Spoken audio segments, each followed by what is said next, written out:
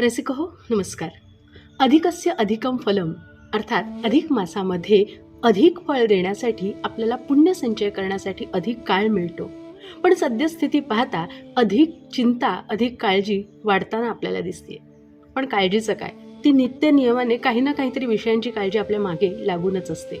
या काळजीतून मार्ग कसा काढायचा निदान सद्यस्थितीत हे आपल्याला आपल्या पंतप्रधानांनी सांगितलंच आहे. पण अतिविचार अति काळजी करण्याची सवय आयुष्यभरासाठी कशी मोडायची यासाठी एक छोटीशी गोष्ट सांगते. एक राजा होता, त्याला 2 सेवक होते. ते दोघे सेवक इतक्या जवळचे होते की जणू काही लेफ्ट अँड राईट हँडच होते. उजवे डावे आपल्या जवळचे सहकारी. प्रत्येक काम राजा त्यांना विचारल्याशिवाय करत नव्हता. अशा या दोघा सेवकांकडून एकदा घोर अपराध झाला. राजाने रागारागात भर दरबारात त्या दोघांना फाशीची शिक्षा सुनावली. हे ऐकल्यानंतर सगळा दरबार स्तब्ध झाला.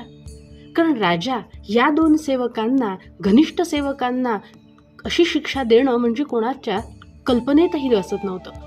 मग अशा वेळी या दोघांनी अगदी राजाकडे प्रार्थना केली, विनवणी केली की राजा आम्हाला क्षमा कर, क्षमा याचना केल्या, मात्र काही परिणाम झाला नाही.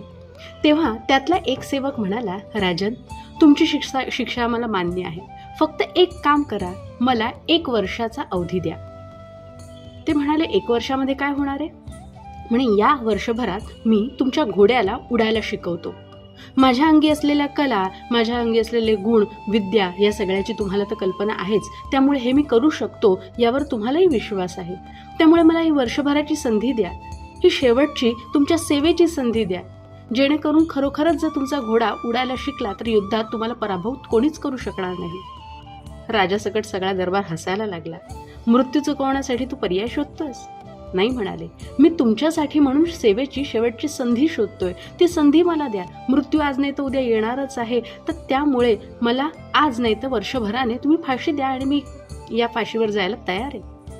राजाने त्याची विनवणी मान्य केली आणि त्याला कोठडीकडे रवाना केलं आणि दुसरा सेवक ज्याला फाशी देणार होते त्याला फाशी देण्यासाठी रवाना केलं. जात असताना या दोघांमध्ये चर्चा झाली. पहिला सेवक दुसऱ्याला म्हणाला, अरे तू काय वेडा झालायस का? असा घोड्याला कधी कोणी उडवायला शिकवू शकतं का? तो म्हणाला, अरे वेडा मी नाही, वेडा तू आहेस. मी निदान जगण्यासाठी किमान 1 वर्षभराची संधी तरी मागून घेतली आणि या संधीमध्ये मी 4 शक्यता निर्माण केल्या. शक्यता कोणत्या?